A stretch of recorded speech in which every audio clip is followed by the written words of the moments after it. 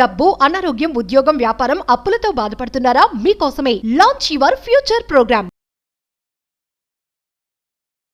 అందరికీ Jai Hind. India America మధ్యలో trade war జరుగుతున్న విషయం మనందరికీ తెలిసిందే.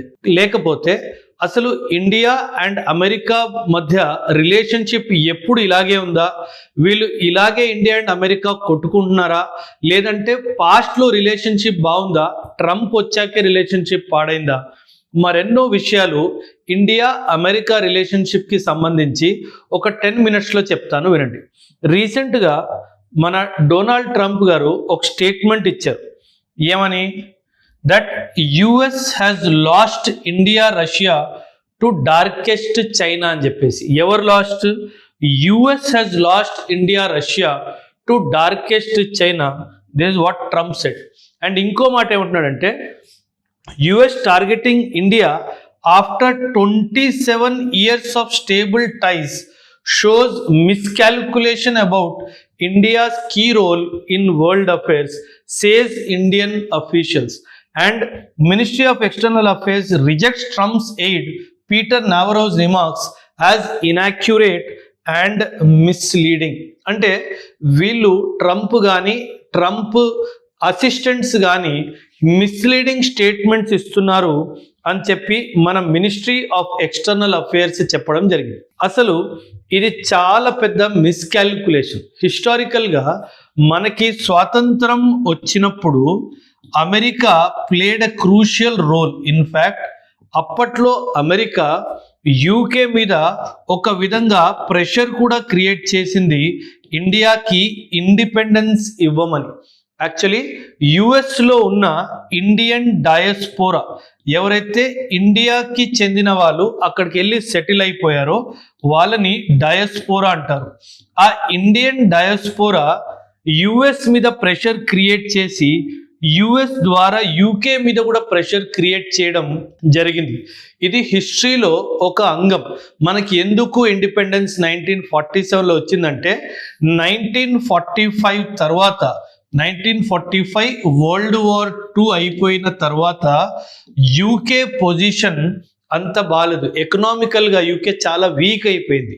అండ్ అదే కాకుండా మన ఇండియన్ ఆర్మీలో, అప్పట్లో బ్రిటిష్ ఇండియన్ ఆర్మీలో కూడా మ్యూటినీ స్టార్ట్ అయింది, అంటే తిరుగుబాటు స్టార్ట్ అయింది. సో ఇవన్నీ క్యాల్కులేషన్స్ వల్ల 1947లో మనకి స్వాతంత్రం రావడం జరిగింది. సో ఆ స్వాతంత్రంలో ఒక స్మాల్ ఎలిమెంట్ అయినా సరే ఒక పాజిటివ్ రోల్ యుఎస్ది కూడా ఉంది. కాకపోతే మీకు చాలా మందికి తెలుసు, కోల్డ్ వార్ పీరియడ్, శీతకాలం యుద్ధం అని మనం తెలుగులో అంటాం. కోల్డ్ వార్ పీరియడ్ 1945 నుంచి 1991 వరకు జరిగింది. ఈ కోల్డ్ వార్లో ఒకవైపు అమెరికా, ఇంకో వైపు యుఎస్ఎస్ఆర్ అంటే ఇప్పట్లో రష్యా, వీళ్ళు ఎనిమీస్గా 2 బ్లాక్స్ క్రియేట్ చేసుకున్నారు. అండ్ ఈ పీరియడ్లో ఇండియా మాత్రం ఎవరిని జాయిన్ అవ్వకుండా ఒక న్యూట్రల్ పొజిషన్ తీసుకుంది. కాకపోతే ఇది న్యూట్రల్ పొజిషన్ అయినప్పటికీ మనం చాలాసార్లు అమెరికాతో కొన్ని సహాయాలు అడగడం జరిగింది. అందులో ముఖ్యంగా PL 480 అనే స్కీమ్ ద్వారా అమెరికా మనకి ఫుడ్ సెక్యూరిటీలో చాలా సహాయం కూడా చేసింది. అదే కాదు, 1962 ఇండియా చైనా వార్ జరిగినప్పుడు కూడా మనం అమెరికాకి మద్దతు అడిగినప్పుడు అమెరికా చైనాకి ఫోన్ మరి చేసి దానికి బెదిరించి మళ్ళీ ఇండియాలో ఏవైతే టెరిటరీస్ ఆక్యుపై చేసిందో దానికి వెనక వెళ్ళమని చెప్పడం కూడా జరిగింది. అండ్ 1965లో మనకి జరిగిన పాకిస్తాన్ వార్లో అమెరికా పాకిస్తాన్కి ఎటువంటి సహాయం కూడా చేయలేదు. కాకపోతే ఈ రిలేషన్షిప్ ఏదైతే 65 వరకు ఒక పాజిటివ్ డైమెన్షన్లో కనిపించిందో అది 1971లో పూర్తిగా మారిపోయింది. ఎప్పుడు మారిపోయింది? ఎప్పుడైతే మనం బంగ్లాదేశ్ని క్రియేట్ చేసామో అప్పటి నుంచి మనకి అమెరికాకి రిలేషన్షిప్ ఎందుకో పాడైపోయింది. అసలు ఇది ఎందుకు అంటున్నానంటే అమెరికా ఇండియాతో భయపడడం స్టార్ట్ అయింది. ఒక విధంగా చెప్పాలంటే ఇన్సెక్యూరిటీ స్టార్ట్ అయింది. ఇన్సెక్యూరిటీ ఏంటంటే అప్పట్లో ఇందిరాగాంధీ ఒక స్టేట్మెంట్ ఇచ్చారు. ఏంటంటే నేను వరల్డ్ లీడర్ని, ఇండియన్ లీడర్ కాదు అనేసి. సో ఈ వరల్డ్ లీడర్ అనే స్టేట్మెంట్ని అమెరికా అంత ఈజీగా యాక్సెప్ట్ చేయలేదు. అమెరికాకు ఒక భయం ఏం పట్టిందంటే, ఇండియా ఇలా ఇంటర్నేషనల్ ఇష్యూస్లో కలగజేసుకొని ఇలా కంట్రీస్ని ఇండిపెండెంట్గా క్రియేట్ చేసుకుంటూ పోతే నా పొజిషన్ ఏమవ్వాలి ఇంటర్నేషనల్ కమ్యూనిటీలో అనే డైమెన్షన్లో వెళ్ళిపోయి భయపడడం స్టార్ట్ చేసింది. అందుకే 1971 ఇయర్ని year of U turn between India US relations అంటారు. ఇండియా యుఎస్ రిలేషన్స్లో ఇయర్ ఆఫ్ యూ టర్న్ అని కూడా అంటారు. Year of U turn. And ఈ యూ టర్న్ 1971 నుంచి 1991 దాదాపు 20 ఇయర్స్ ఇలాగే నడిచింది. అండ్ 1991లో మీకు తెలుసుండొచ్చు, యుఎస్ఎస్ఆర్ డిసింటిగ్రేట్ అవడం జరిగింది. డిసింటిగ్రేట్ అంటే కూలిపోయి ఒక satellite states or sovereign states establish అయ్యి, అంటే కొత్త దేశాలు పుట్టాయి. అందులోనే ఒక దేశము యూక్రెయిన్ అనమాట. సో ఇలా యుఎస్ఎస్ఆర్ కూలిపోయినప్పుడు కోల్డ్ వార్లో ఉన్న బైపోలార్ వరల్డ్ అనేది, ఈ కోల్డ్ వార్లో ఉన్న బైపోలార్ అంటే రెండు పోల్స్, ఇక్కడ అమెరికా ఒక పోలు, యుఎస్ఎస్ఆర్ ఒక పోలు, ఇలా బైపోలార్గా ఉన్న వరల్డ్ 1991లో యూనిపోలార్గా మారిపోయింది. బైపోలార్ ఉన్న వరల్డ్ ఏమైపోయింది? యూనిపోలార్. ఎందుకంటే 91లో యుఎస్ఎస్ఆర్ కుప్పకూలిపోవడం జరిగింది. సో అమెరికా ఒక యూనిపోలార్ వరల్డ్లో ఓన్లీ సూపర్ పవర్గా నిలిచింది. సో ఇలా మన రిలేషన్షిప్ కూడా వరల్డ్ అఫేర్స్ని బట్టి డిటర్మైన్ అవుతూనే ఉంది ఇండియాకి యుఎస్కి మధ్య. 1991 నుంచి దాదాపు 2025 జనవరి 20th ఇదే ఆ రోజు ఎప్పుడైతే Trump became the president of America second time. ఈ డేట్ నుంచి ఇప్పటి వరకు రిలేషన్స్ చాలా బాగానే జరిగాయి. ఇన్ఫ్యాక్ట్ ఇదే డ్యూరేషన్లో మనం న్యూక్లియర్ టెస్ట్ చేసాం. 1998లో మనం న్యూక్లియర్ టెస్ట్ చేయడం జరిగింది. అప్పుడు అమెరికా ఇండియాని కూడా శాంక్షన్స్లో పెట్టింది. కాకపోతే 2-3 ఇయర్స్ లోపలే మన రిలేషన్షిప్స్ మంచిగా అయిపోయాయి మళ్ళీ. అండ్ ఇన్ఫ్యాక్ట్ ఇన్ 2008 మనము అమెరికాతో కలిసి 123 అగ్రిమెంట్ అంటే సివిల్ న్యూక్లియర్ డీల్ సైన్ చేయడం కూడా జరిగింది. ఇదే కాదు, ఇన్ఫ్యాక్ట్ 2016 నుంచి 2020 మధ్యలో మనం చాలా డిఫెన్స్కి సంబంధించి అగ్రిమెంట్స్ కూడా అమెరికాతో సైన్ చేయడం జరిగింది. అంటే ఈ పీరియడ్ మనకి అమెరికాకి మనం దగ్గరేం కానీ దూరం అవ్వలేదు. కాకపోతే ఇప్పుడు 2025 నుంచి ఎప్పుడు నుంచి అయితే ట్రంప్ 2.0 జరిగిందో అప్పటి నుంచి ఈ రిలేషన్షిప్ కాస్త పాడవడం మొదలైంది. అసలు ట్రంప్కి ముఖ్యంగా అసలు ప్రాబ్లం ఏంటిదంటే, ట్రంప్ ఒక ఆలోచన ఏంటంటే ఇండియాకి అమెరికా మధ్య ట్రేడ్ అంత బాగా జరగట్లేదు.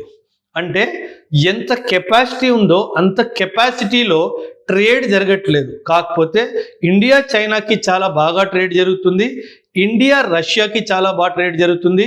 ఒక విధంగా చూసుకుంటే ఇండియా యూరోపియన్ యూనియన్ కూడా చాలా బాగా ట్రేడ్ జరుగుతుంది. అలాంటప్పుడు నాతో ఎందుకు ట్రేడ్ చేయట్లేదు? కాకపోతే ఇక్కడ ఒక మిస్కాల్కులేషన్ జరిగింది. ఈ మిస్కాల్కులేషన్ ఏంటంటే, ట్రంప్ ఏమనుకున్నాడంటే ఇండియా మీద ప్రెషర్ పెడితే మనతో ట్రేడ్ చేస్తాదేమో అన్న ఉద్దేశంతో ఇండియా మీద ప్రెషర్ పెట్టడం స్టార్ట్ చేశాడు. కాకపోతే ఇండియా కానీ ఇండియన్ అఫీషియల్ జయశంకర్ గారు కానీ మోదీ గారు కానీ చాలా క్లియర్గా అమెరికాకు ఒక విషయం చెప్పారు. నువ్వు ప్రెషర్ టాక్టిక్స్తో నాతో ట్రేడ్ చెయ్యలేవు, నువ్వు కోఆపరేషన్తో చేస్తే మాత్రం నేను ఖచ్చితంగా చేస్తాను. నువ్వు ఎటువంటి ప్రెషర్ టాక్టిక్స్ క్రియేట్ చేసి నాతో ట్రేడ్ చేయాలనుకుంటే మాత్రం నేను చేయను. ఎందుకంటే India is a democratic country and India democratic country అవడంతో పాటు ఇండియా ఏమంటుందంటే నేను ఒక సావరిన్ కంట్రీని. సావరిన్ కంట్రీ అంటే నేను నా దేశం యొక్క నేషనల్ ఇంట్రెస్ట్ని బట్టే నేను నా డిసిజన్స్ తీసుకుంటాను. ఎటువంటి ప్రెషర్ టాక్టిక్స్ బేస్ మీద నేను డిసిషన్ తీసుకోను. నేను నా నేషనల్ ఇంట్రెస్ట్, నా దేశానికి ఏది మంచిదో ఆ బేసిస్ మీదనే నేను డిసిషన్ తీసుకుంటాను.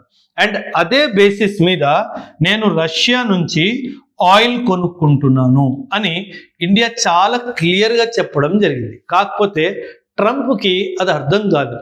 ట్రంప్ ఏమనుకున్నాడంటే ఇండియా మీద ప్రెషర్ టాక్టిక్స్ వాడితే ఇండియా భయపడిపోయి అమెరికాతో ట్రేడ్ చేస్తుందేమో అన్న ఉద్దేశంతో ఇది ఇలా మాట్లాడడం జరిగింది.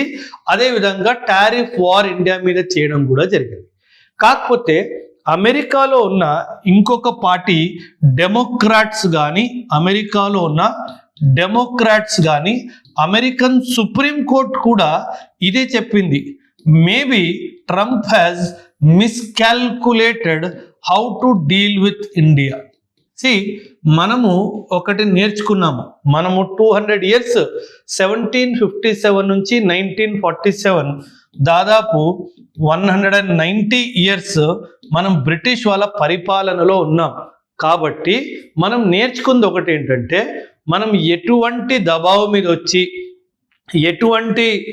ఎటువంటి ప్రెషర్ పైన వచ్చి మనం ఏ నిర్ణయం తీసుకోకూడదు ఫ్యూచర్లో అని కూడా మనం 1947లోనే డిసిషన్ తీసుకున్నాం. సో అదే ఆధారంగా ఈ ప్రెషర్ టాక్టిక్స్ ఇండియా మీద పని చేయవు అనే విషయం కూడా మనం చెప్పాం. ఇన్ఫ్యాక్ట్ రీసెంట్గా మనందరికీ తెలుసు, మన తేజస్, మన ఎయిర్ క్రాఫ్ట్స్ ఏవైతే ఉన్నాయో వాటికి అమెరికా మనకి F404 అనే ఇంజన్ ప్రొవైడ్ చేయాలి. అసలు యాక్చువల్లీ ఇది చాలా డిలే అయిపోయింది. మనం డబ్బులు ఎప్పుడో కట్టేసాము. ఇన్ఫ్యాక్ట్ రీసెంట్గా మార్చ్లో కూడా దీనిపైన చర్చలు జరిగినప్పుడు మేము జూలై నుంచి ప్రతి నెల మీకు 2 ఇంజన్స్ సప్లై చేస్తాము అని అమెరికా మనకి వాగ్దానం కూడా చేసింది. అయినా సరే ఈ జూలైలో కూడా 2 పంపించలేదు, ఆగస్టులో కూడా 2 పంపించలేదు. ఇప్పుడు అడుగుతుంటేనేమో మేము HALతో మాట్లాడుతున్నాము, రీషెడ్యూల్ చేస్తాము అని మాట వస్తుంది. ఇక్కడెక్కడో అమెరికా దీన్ని డిలే చేస్తూ మరొకసారి ప్రెషర్ టాక్టిక్స్ క్రియేట్ చేయడానికి ప్రయత్నిస్తుంది అని నాకు అనిపిస్తుంది. ఒకవేళ ఇదే నిజమైతే ఖచ్చితంగా మనం కూడా దీన్ని ఎదురుగా ఒక దాడి అమెరికా మీద చేయాలి. అది ఎలా అంటే మనం రీసెంట్గా MQ-9 డ్రోన్స్, ప్రిడేటర్ డ్రోన్స్ అంటారు వీటిని. ఈ ప్రిడేటర్ డ్రోన్స్ మనం అమెరికా నుంచి కొనాలి అని నిశ్చయించుకున్నాము. ఒకవేళ తేజస్ ఇలాగే డిలే చేస్తే మాత్రం ఖచ్చితంగా ఈ కాంట్రాక్ట్ని మనం క్యాన్సల్ చేయాలి. అప్పుడే అమెరికాకి బుద్ధి వస్తుంది. అండ్ ఇజ్రాయిల్ వరల్డ్లో best of the drones Israel produce చేస్తుంది. సో ఇజ్రాయిల్ దగ్గర నుంచి మనం చాలా మంచి డ్రోన్స్, ఇన్ఫ్యాక్ట్ కామకాజీ డ్రోన్స్ అంటే ఒక అటాక్ డ్రోన్స్ని మనం ఇజ్రాయిల్ నుంచి తెచ్చుకోవచ్చు. సో ఇలా ట్రంప్ అసిస్టెంట్స్ కానీ ఇలా మన దేశం మీద లూజ్ స్టేట్మెంట్స్ ఇవ్వడం ఆపేసి వాళ్ళు కూర్చొని ఆలోచిస్తే మాత్రం ఖచ్చితంగా గత 30 సంవత్సరాలు 91 నుంచి 2025 వరకు అంత మంచి రిలేషన్షిప్ ఉన్న దేశం మధ్యలో ఇలా మిస్కాల్కులేషన్స్ వల్ల దూరాలు రాకూడదు అన్న విషయం ట్రంప్కి అర్థమైపోవాలి. ఇంకో విషయం ఏంటంటే ఒకప్పుడు ఇండియా వరల్డ్ అఫైర్స్లో పార్టిసిపెంట్ మాత్రమే. అంటే ఏంటి, మనం ఏమన్నా మీటింగ్ జరిగితే ఆ మీటింగ్స్ అటెండ్ అయ్యే వాళ్ళం అంతే, పార్టిసిపెంట్స్ మాత్రమే. కానీ ఇప్పుడు ఇండియా పొజిషన్ అట్లా కాదు. గత 10-15 సంవత్సరాల్లో ఇండియా చాలా ఎదిగింది. సో దానివల్ల మన స్టేటస్ వరల్డ్ అఫైర్స్లో మన స్టేటస్ పెరిగింది. అండ్ ఒక పార్టిసిపెంట్ కంట్రీ ఇప్పుడు ఒక ఏమంటారు దీన్ని గేమ్ చేంజర్ కంట్రీలా మారింది. సో ఈ విషయాన్ని అమెరికా యాక్సెప్ట్ చేసుకోవాలి. ఎక్కడో అమెరికాకి అమెరికా ఒక్కటే లైన్ ఆఫ్ పవర్ ఈక్వేషన్లో ఉన్నాయి అన్న విషయం అమెరికా ఒప్పుకోలేకపోవడం వల్లనే ఈ ఇబ్బందులన్నీ వస్తున్నాయి. సో ఇంటర్నేషనల్ వరల్డ్ అఫేర్స్లో ఇండియాని చిన్న చూపు చూడకుండా ఒక సమానమైన అమెరికాతో పాటు సమానమైన దేశంలా చూస్తే మాత్రము ఖచ్చితంగా మరొకసారి India and US strong trade partners అయ్యే అవకాశం ఉంది. అది జరిగేంత వరకు ఇది మాత్రం ట్రేడ్ మాత్రం అమెరికాతో అంత బాగా జరగదు అన్నది నా అభిప్రాయం. సో ఇలా అమెరికా పెట్టే ప్రెషర్ని భయపడకుండా మన దేశం ఎలాగైతే గౌరవంగానో ధైర్యంగానో నిలిచిందో అది నాకు చాలా నచ్చింది. సో ఈ విషయం మీద మీ అభిప్రాయాలు కూడా ఖచ్చితంగా కమెంట్స్లో తెలియజేయండి. థ్యాంక్ యూ అండ్ జై హింద్.